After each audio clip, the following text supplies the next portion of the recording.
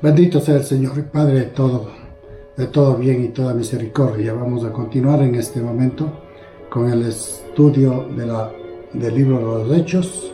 Recuerde usted, en el libro de los Hechos, el inicio de la iglesia y sobre todo de la doctrina de la palabra de Dios.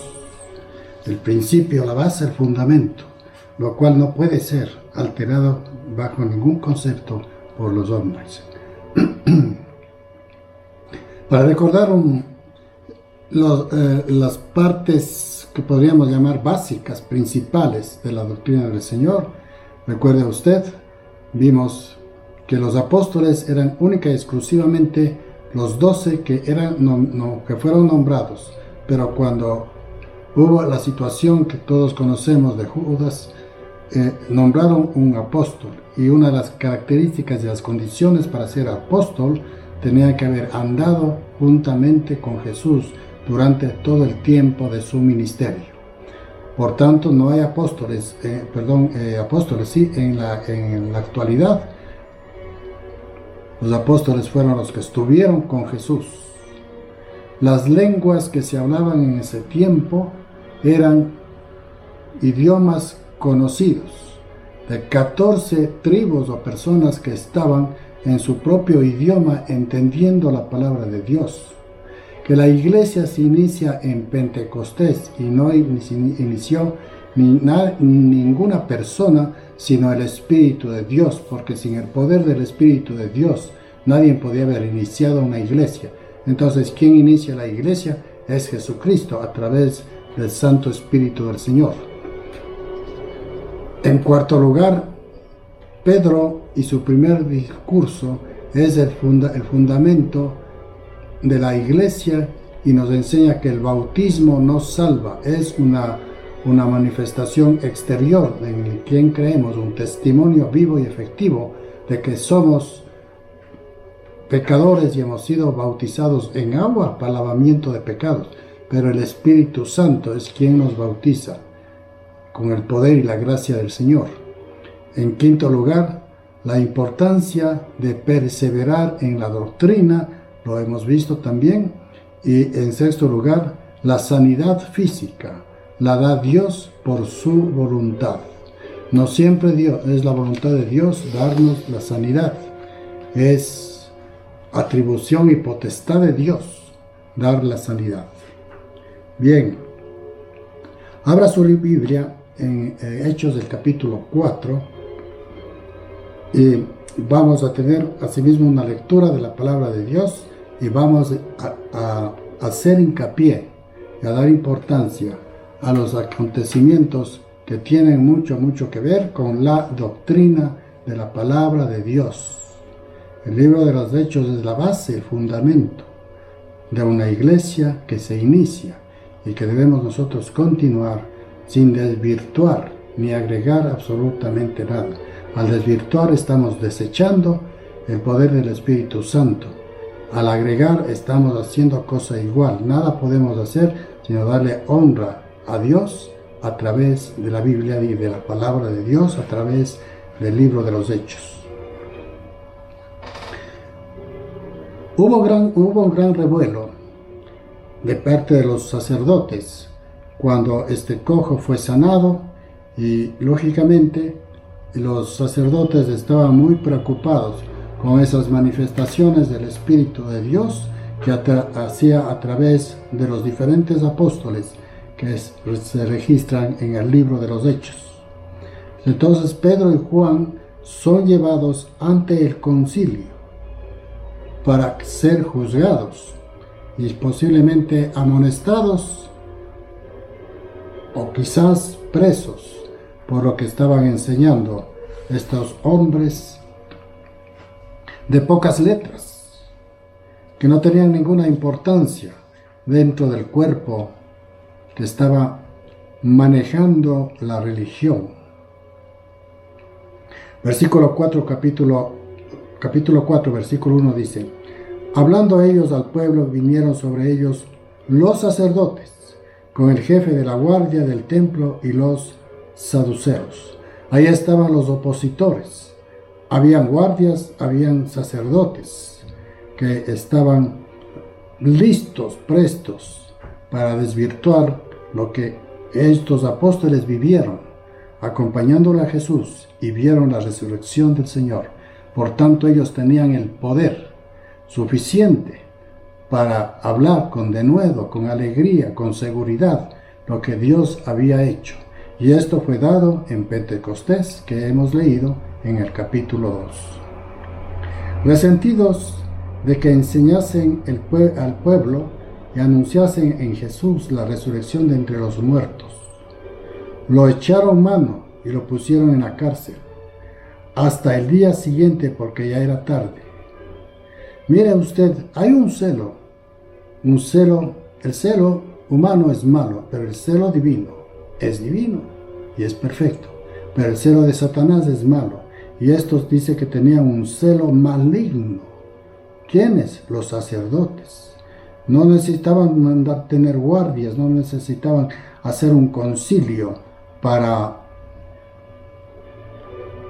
menospreciar o silenciar a los apóstoles, pues nosotros sabemos que el Espíritu de Dios es quien va a dar ese silencio o ese despertar en el Espíritu, no los sacerdotes ni la guardia encima. Versículo 3, y los echaron mano y los pusieron en la cárcel hasta el día siguiente, porque ya era tarde. La cárcel para el cristiano, por causa de Jesús, no es una cárcel que oprime, sino es una cárcel que da libertad. Vamos a ver más adelante cómo encarcelados cantaban y alababan a Dios.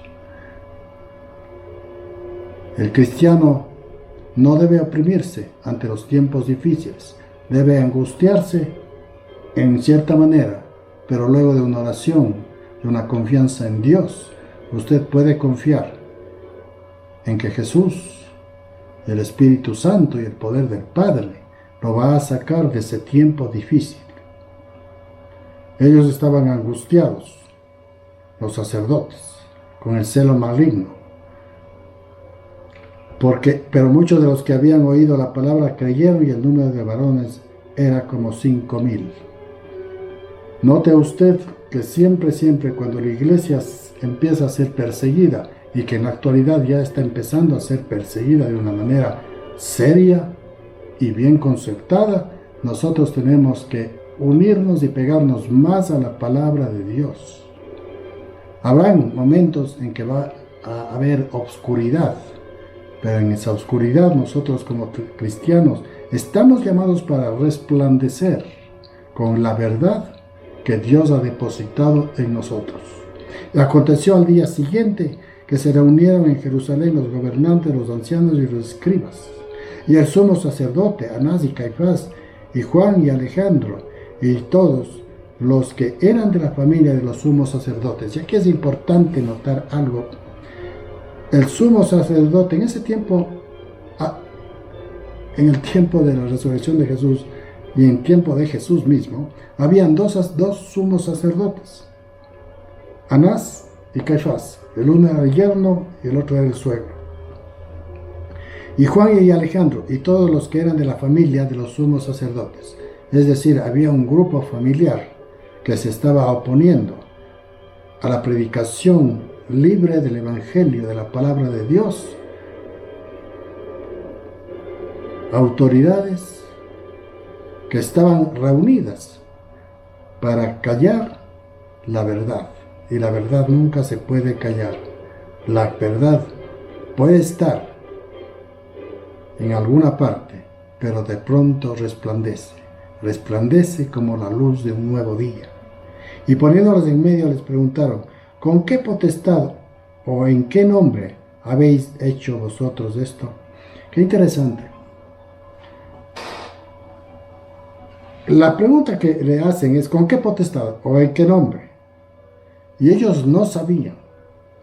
Los sacerdotes, los religiosos no sabían con qué autoridad estaban hablando, con toda seguridad, con toda certeza, que Cristo era el Señor. Y esa pregunta, que con la que ellos creyeron que iban a apagar al Espíritu de Dios en Pedro y Juan, Pues Pedro, lleno del Espíritu Santo, les dijo: gobernantes del pueblo y ancianos de Israel. Versículo 9. Puesto que hoy se nos ha interrogado acerca del beneficio hecho a un hombre enfermo, ¿de qué manera éste haya sido sanado? Dice: a propósito, ustedes me han preguntado, pues les voy a dar la respuesta. Sea notorio, o sea, pónganle luz a lo que vamos a decir.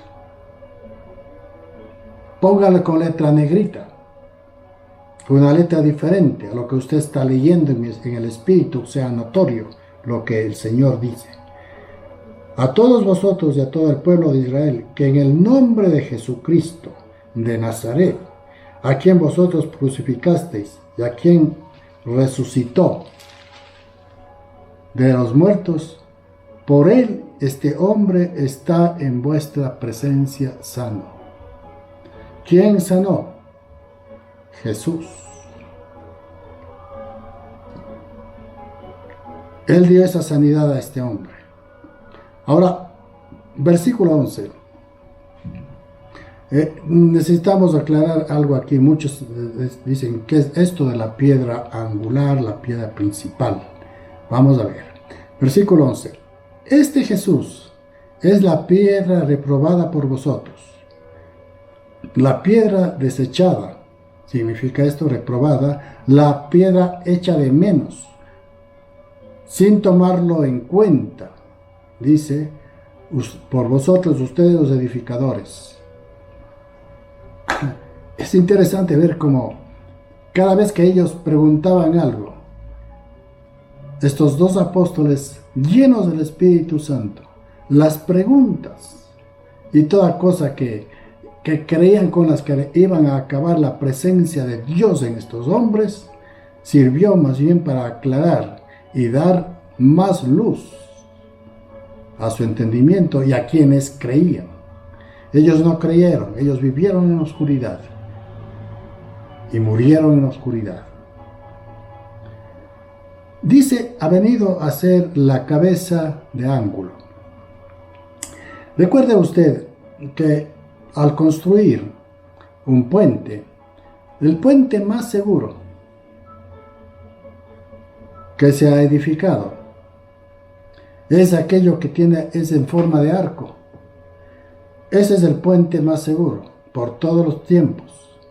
Entonces dice: la piedra de ángulo.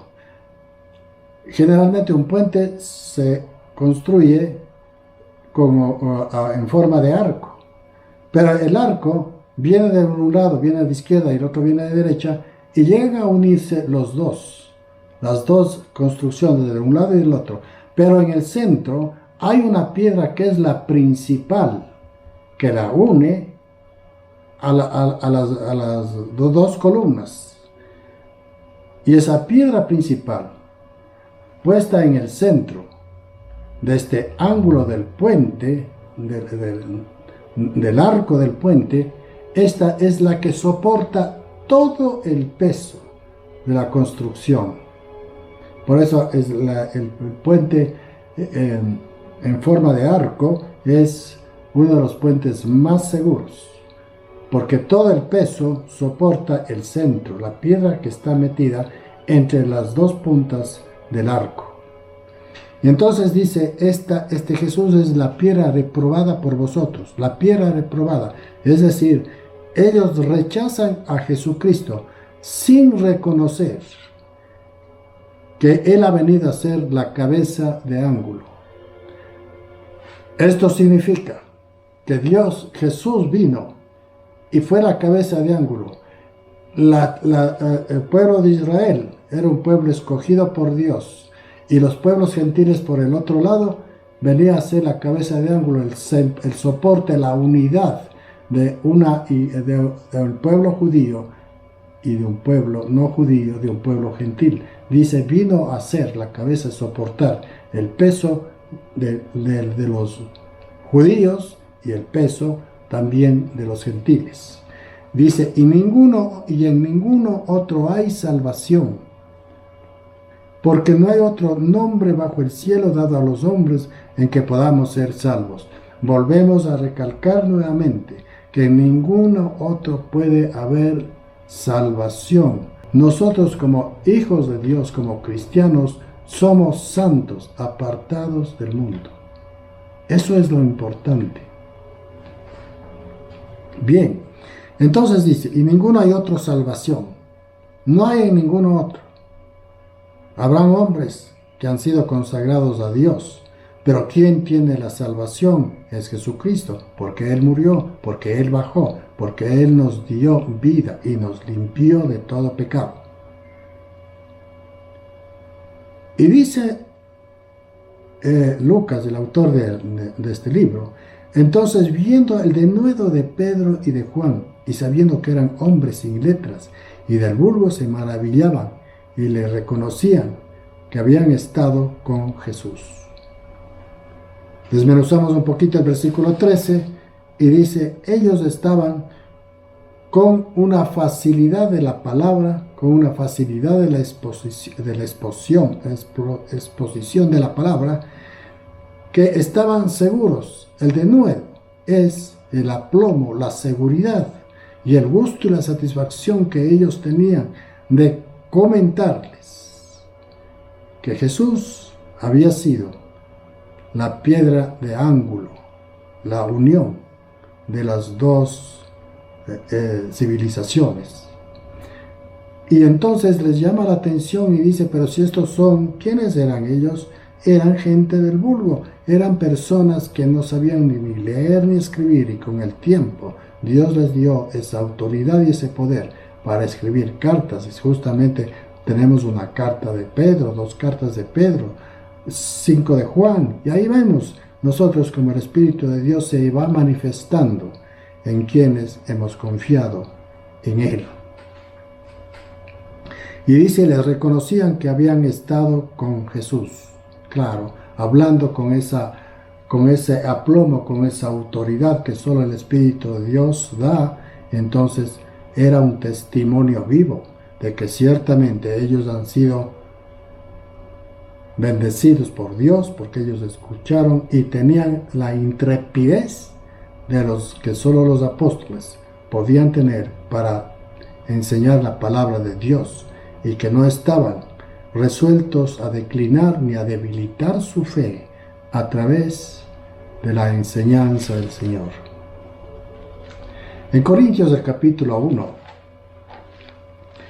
para justamente ver esto que acabamos de leer, que dice que hablaban con denuedo Pedro y Juan, el apóstol Pablo luego habría de decir, pues mirad, hermanos, vuestra vocación, vuestra fe, vuestro estilo de vivir. Si yo le pregunto a usted, ¿cuál es su profesión? Bueno, usted dirá, yo soy albañil, soy zapatero, soy médico, pero esa es la profesión de vida aquí en el mundo. Pero cuando al cristiano, a veces a mí me preguntan, ¿y cuál es tu profesión? Y yo les digo, yo soy cristiano, porque esa es la profesión que tenemos nosotros aquí en la tierra. Pregonar y vivir la vida que Dios nos ha mandado y hemos recogido por voluntad y poder del Espíritu Santo. Y el versículo 26 del capítulo 1, Primera de Corintios 1 dice, pues mirad, hermanos, vuestra vocación. No sois muchos sabios según la carne, ni muchos poderosos, ni muchos nobles. Y esto era una admiración para ese pueblo soberbio, para esa clase sacerdotal orgullosa de lo que eran ellos, con este poder que Dios les dio a estos hombres pescadores del vulgo, que tenían poder para hablar de Dios. Dice, según la carne, ni muy poderosos ni muy nobles, sino que lo necio del mundo escogió Dios para avergonzar a los sabios, y lo débil del mundo escogió Dios para avergonzar al fuerte. Lo necio de este mundo. ¿Cuáles son los necios del mundo? Aquellos que hemos pecado, los que somos pecadores, es lo necio del mundo, que nos ven con ojos torcidos cuando andamos mal. De ahí nos sacó el Señor, Y dice, ¿para qué? Para avergonzar al mundo, para hacerles ver que nosotros estamos más arriba que ellos, aunque ellos tengan sus posiciones y sus conocimientos, estamos sobre ellos. Y no lo decimos con orgullo, sino con humildad, porque la palabra de Dios nos enseña humildad y desprecia el orgullo. Para avergonzar a los sabios y lo débil del mundo, escogió Dios para avergonzar a lo fuerte, lo débil del mundo. Los que ya no podían en ese tiempo, los apóstoles, eran unos simples pescadores. Pero de ahí sacó a hombres poderosos que hasta ahora el mundo admira y estudia y conoce el poder que imparte Dios en la vida de estos hombres necios y débiles del mundo.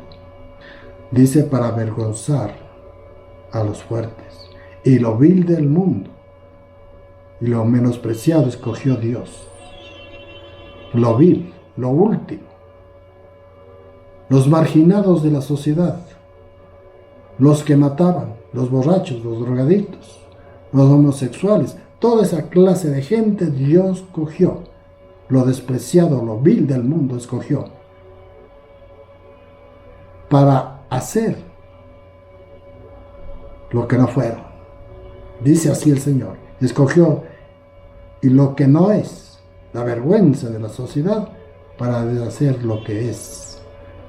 Deshacer lo que es el orgullo humano, la vanidad, el título, el dinero, que es vil. Dice, escogió Dios lo vil para nosotros ver que realmente somos bendecidos por Dios, porque Él nos escogió, no hemos escogido a nosotros, porque el Espíritu de Dios, con su poder y su gracia y nuestra necesidad, ha venido a nosotros. Versículo 14, y viendo el hombre que había sido sanado, que estaba en pie con ellos, no podían decir nada en contra. Pues indudablemente, ¿qué podían decir ante un milagro, una sanidad que tuvo este hombre? Si ahí estaba visible, estaba puesto en la presencia de ellos, y ellos no podían negar lo que Dios había hecho para este hombre. Pedro y Juan fueron los portadores de la misericordia de Dios, pero Dios fue quien dio la sanidad. Versículo 15. Entonces les ordenaron que saliesen del concilio y conferenciaban entre sí. Mire qué importancia llegan a tener estos dos hombres, Pedro y Juan, ante el famoso concilio, en donde los saduceos, los fariseos y todos esos feos estaban buscando la manera de continuar en su doctrina religiosa y ser ellos las autoridades exclusivas de Dios. Todos ellos, entonces se reúnen todos ellos y reconocen algo que es muy, muy importante. Mira usted, en primer lugar los sacan y empiezan a conferenciar, versículo 16. ¿Qué haremos con estos hombres? Porque de cierto señal manifiesta ha sido hecha. Las señales que ellos daban, el denuedo con que ellos hablaban, la facilidad de exponer, era una presencia del Espíritu de Dios. Entonces, viendo con el denuedo con que hablaban, dice, ha sido notoria a todos los que moran en Jerusalén y no lo podemos negar. La presencia de Dios, en quienes antes éramos blasfemos y pecadores, y los pescadores también, cambió totalmente nuestra vida. Ahora nuestro gozo es servirlo a Dios. El apóstol Pablo tenía el gozo de evangelizar y tenía el gozo de ser un que hacía carpas. Entonces él dice, mi profesión, ¿cuál era el apóstol Pablo? ¿Cuál era la profesión del apóstol Pablo?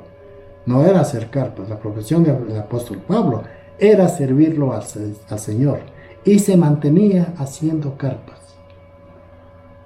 Todo esto tenemos que ir descubriendo o renovando o desenterrando lo que ya alguna vez ustedes aprendieron, y por tanta murmuración y tanta palabra que es y que no es, han perdido la brújula de la voluntad de Dios. No podían negar, porque eso era manifiesto. Dice versículo 17, sin embargo, para que no se divulgue más entre el pueblo, amenacémosles, para que no hablen de aquí en adelante a hombre alguno en este nombre. Lo único que podían hacer es quitarles la autoridad y decir, bueno, ustedes se quedan libres, no van a estar presos, pero quedan prohibidos absolutamente que empiecen a predicar en ese nombre de Jesús. Y vea usted como dice, ¿no? En este nombre. Recuerda usted que habíamos visto también que el bautismo se hacía en el nombre del Padre y del Hijo y del Espíritu Santo. Y usted conoce hay una secta que bautiza solamente en el nombre de Jesús. ¿No le parece que estos están también un tanto oscuros, entenebrecidos con el entendimiento? Porque esto justamente es lo que nuevamente dice aquí en el versículo 17, en la última parte, que hablen de aquí en adelante a hombre alguno en este nombre, rechazando a Jesús, que hablen en el nombre de Jesús, que hablen en este nombre, pero los otros bautizan solamente en el nombre de Jesús. Y Jesús mismo dijo, bautizándonos en el nombre del Padre, del Hijo y del Espíritu Santo. ¿Cómo se desliza la serpiente del mal silenciosamente en la mente de las personas, que los toman por desapercibido y no se dan cuenta de lo que están implantando en su mente? Rechazando el nombre de Jesús, del Padre y del Espíritu Santo. Versículo 19. Mas Pedro y Juan respondieron diciéndoles, juzgad si es justo delante de Dios obedecer a vosotros antes que a Dios. Ahora, la autoridad que llega a tener Pedro y Juan no estaba en el conocimiento, en la vida de ellos, de quiénes fueron ellos, porque ya vimos que lo menos preciado del mundo, Dios escoge para avergonzar a los sabios. La autoridad que ellos tenían fue dada por el Espíritu Santo en el día de la manifestación del Espíritu Santo. Entonces, ahora ellos responden con una verdad. ¿Cuántas personas estarían ahí en el concilio? ¿Qué sé yo? 300, 400 personas. Pero sin embargo, ellos tenían la autoridad que el Espíritu de Dios da a todo cristiano y dicen, juzgad si es justo delante de Dios obedecer a vosotros antes que a Dios.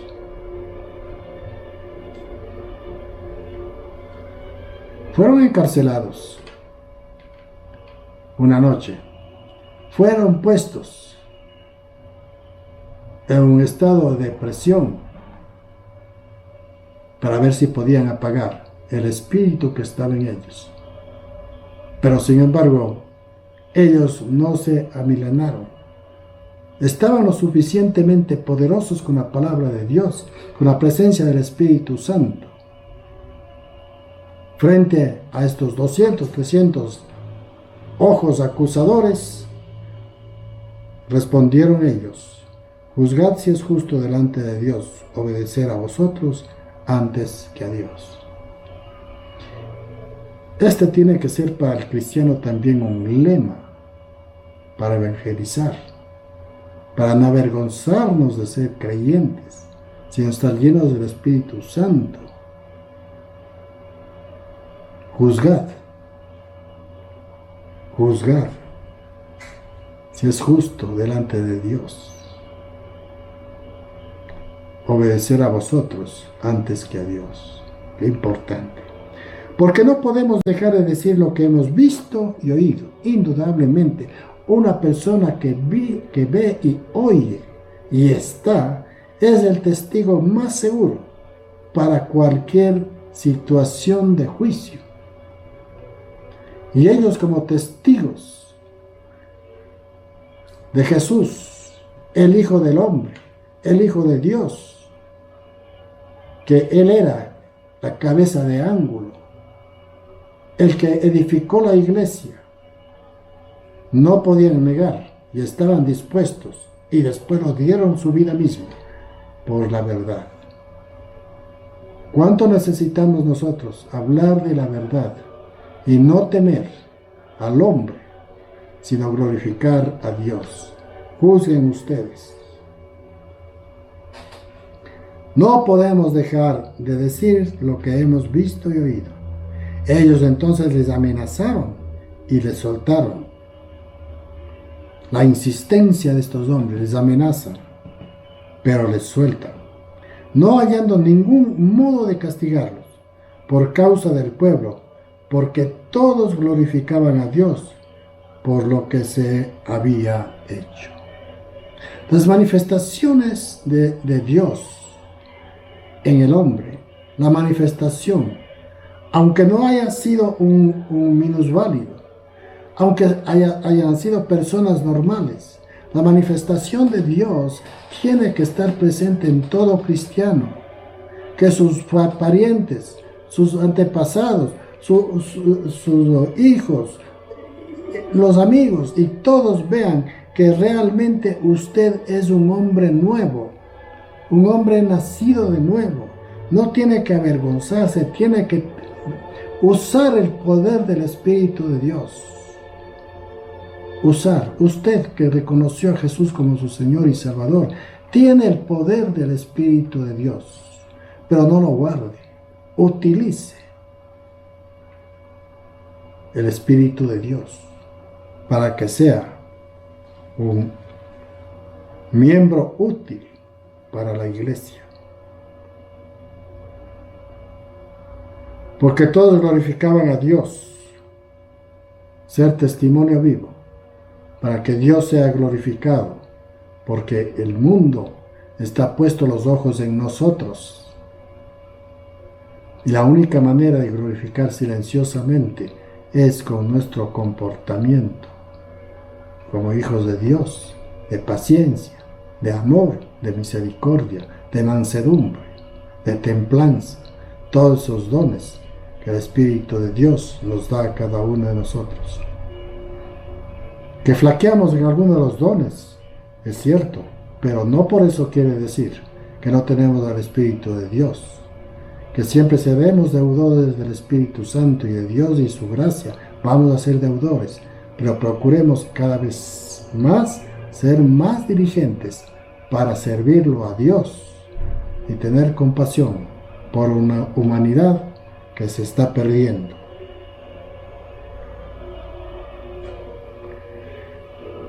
El versículo 23. Y puestos en libertad vinieron a los suyos, contaron todo lo que los principales sacerdotes y los ancianos le habían dicho. Un testimonio, es decir, miren, esto nos dijeron a nosotros, todo contaron. Y ellos, habiendo oído, alzaron unánimes la voz de Dios y dijeron: soberano Señor, tú eres el Dios que hiciste el cielo y la tierra, el mar y todo lo que en ellas hay. Viendo el valor de estos hombres, ese pueblo que estaba esperando la salida de ellos de ese concilio, declaran: soberano Señor, tú eres el Dios que hiciste el cielo y la tierra, el mar y todo lo que en ella hay. Que por boca de David tu siervo dijiste: ¿por qué se amotinan las gentes y los pueblos piensan cosas vanas? Se reunieron los reyes de la tierra y los príncipes se juntaron en una, en contra del Señor y contra de Jesús. Esta gente que estaba escuchando a Juan y a Pedro conocían del Antiguo Testamento. Ellos sabían, pero como todos estaban nublados su espíritu, puestos un velo, como dice el apóstol Pablo, no entendieron realmente que Jesús era el Señor. Y ellos en este momento están reconociendo y acordándose lo que el rey David había escrito por inspiración del Espíritu de Dios, el Salmo 2. Esto que acabo de leer está escrito en el Salmo 2. ¿Por qué se amotinan las gentes y los pueblos piensan cosas vanas? Se reunieron los reyes de la tierra y los príncipes se juntaron en uno contra el Rey, Señor y contra su Cristo. Este versículo, estos dos versículos que vemos en este momento y que están en el Salmo 2, el Salmo 2 es exactamente un comprimido, una cápsula, una píldora de todo lo que está haciendo la humanidad en contra de Jesús. Abra el Salmo cuando tenga tiempo, el Salmo 2, y empiece a ver al mundo que ahorita está en contra de Dios. Empiece a ver a Dios que está con toda tranquilidad, dejando que haga el mundo lo que tenga que hacer para salvar a los suyos. A Dios que está prometiendo la venida de Jesús. Y al Jesús triunfante después de esta lucha espiritual en la que estamos viviendo. El Salmo 2. Los hombres levantados contra el Todopoderoso y el Todopoderoso levantando a su Hijo para que toda rodilla reconozca la autoridad de Jesús en la tierra. Ya estamos llegando a ese fin. Seguimos en Hechos del capítulo 4, versículo 27, dice el Señor: porque verdaderamente se unieron en esta ciudad contra su santo Hijo Jesús, a quien ungiste, Herodes y Poncio Pilato, con los gentiles y el pueblo de Israel. La unción del Espíritu Santo, el poder de Dios, vemos nuevamente que se manifiesta en Jesús. Y dice, el ungimiento de Dios, de Jesús. Ahí estaban las autoridades de Herodes y Poncio Pilato, toda la gente, todo el pueblo de Israel, en contra del ungido de Dios, de Cristo Jesús. Para hacer cuanto tu mano y tu consejo había antes determinado que sucediera, para hacer. Había multitudes y habrá gente que siempre estará en contra de Dios, pero sin embargo Dios hará su voluntad, con ellos o sin ellos. Es mejor que estemos en la presencia de Dios y no luchando contra Dios. Versículo 29, y ahora, Señor, mira tus amenazas y concede a tus siervos que con todo denuedo hablen tu palabra. En este versículo, de acuerdo a los tiempos que estamos viviendo ahora mismo, a estas reformas religiosas y políticas mundiales, el Señor en este momento nos está convocando a hablar con denuedo de la palabra de Él. Vuelvo a leer. Ahora, Señor, mira sus amenazas y concede a tus siervos que con todo denuedo hablen tu palabra. Cuando dice tus siervos, no se dé la vuelta y mire a cuál siervo. Le está diciendo a usted, usted que escucha la palabra, usted que es un hijo de Dios. Por fe es para nosotros el seguir hablando con denuedo la palabra de Dios. Mientras extiendes tu mano para que se hagan sanidades y señales y prodigios mediante el nombre de tu santo Hijo de Dios. Cuando hubieron orado, el lugar en que estaban congregados tembló, y todos fueron llenos del Espíritu Santo y hablaban con denuedo la palabra de Dios. Hasta la naturaleza tiembla cuando está la presencia de Dios. Esto en el Antiguo Testamento lo vemos. La presencia de Dios y la naturaleza que se conmovía. Lo vimos en la resurrección de Jesucristo.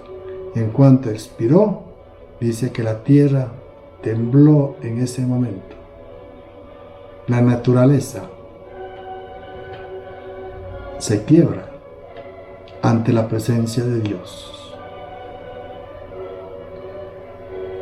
Vuelvo a leer, versículo 31. Cuando hubieron orado, el lugar que estaban congregados tembló, y todos fueron llenos del Espíritu Santo, y hablaban con denuedo la palabra de Dios. Ahí está la plenitud del Espíritu Santo. En quienes verdaderamente lo buscan, una congregación tiene que buscar al Espíritu Santo. No es una reunión familiar, no es una reunión de amigos. La iglesia es una reunión de siervos del Señor para edificar, para construir la iglesia que Dios demanda de cada uno de nosotros. La unción del Espíritu Santo, siempre hablando con palabras espirituales, llenas del poder de Dios, con la misericordia del Señor. Ya no le vea mal a su hermano que está en la iglesia, porque entonces está en contra, resistiendo al Espíritu de Dios en su vida. Ore y bendiga al hermano. Ore y bendiga para que usted lo pueda ver con otros ojos al hermano que usted siente que hay controversia. Solo así el Espíritu de Dios puede seguir dándonos crecimiento en una congregación, en una reunión de hermanos, cuando haya el perdón y sobre todo estar llenos del Espíritu Santo. Y la llenura del Espíritu Santo nos trae gozo, paz, benignidad, paciencia, mansedumbre. Todos esos dones del Espíritu de Dios están para todos. Hay dones especiales, claro que los hay, pero esto es una manifestación del Espíritu Santo. ¿Cómo le puedo servir al Señor? Esa es otra cosa. Pero los dones del Espíritu de Dios tiene que estar llena toda la iglesia, para que la iglesia crezca sana, robusta, para la gloria de Dios. Que el Señor nos bendiga, mis amados hermanos. Gracias, Padre amado, por la enseñanza suya, por su Santo Espíritu manifestado, Señor, en este tiempo, para que sigamos con denuedo, con gracia, con plenitud y seguridad de que usted, Señor, es real y que su Santo Espíritu es el alimento que tanto necesitamos para poder discernir su santa palabra. Bendito sea su nombre. Bendiga, Señor. En el nombre de Jesús. Amén y amén.